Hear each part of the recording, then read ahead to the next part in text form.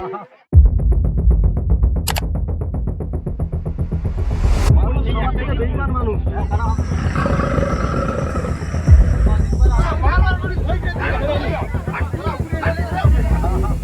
ব্যক্তিগত পুকুর, তবে আমরা কখনো ভাবিনি যে এখানে কুমির আসবে আর কি।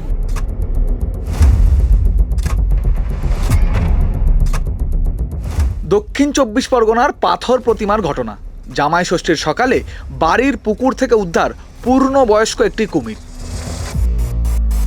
সুন্দরবন খাড়ি অঞ্চলের একটি অংশ ব্রজবল্লভপুর গ্রাম পঞ্চায়েত। রাক্ষসখালী এলাকা কার্জন ক্রিক নদীর খুব কাছেই। অনুমান ডিম পাড়তে নদী থেকে উঠে লোকালয়ে এসেছে কুমির। দিন কয়েক আগেই এখানে কুমিরের গবাদি পশু টেনে নিয়ে যাওয়ার ঘটনায় চাঞ্চল্য তৈরি হয়, আর তারপরেই এই কুমির উদ্ধার।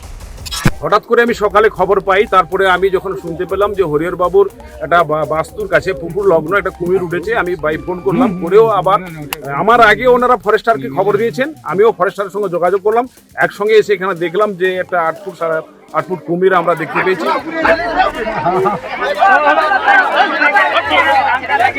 যে জলে একটা কিছু নড়াচড়া করছে, তার ভালো করে যখন দেখতে গেলাম, ও এমনিতেই লাফিয়ে উঠেছে আমাকে আক্রমণ করার জন্য আর কি। তারপরে পাশাপাশি লোকজনকে ডেকে আমি যখন আবার দ্বিতীয়বার গেলাম, তখন ও আক্রমণ করার জন্য আমাদেরকে তাড়িয়ে নিয়ে আসে এবং জল থেকে প্রায় 15 থেকে 20 ফুট পর্যন্ত উপরে চলে আসে।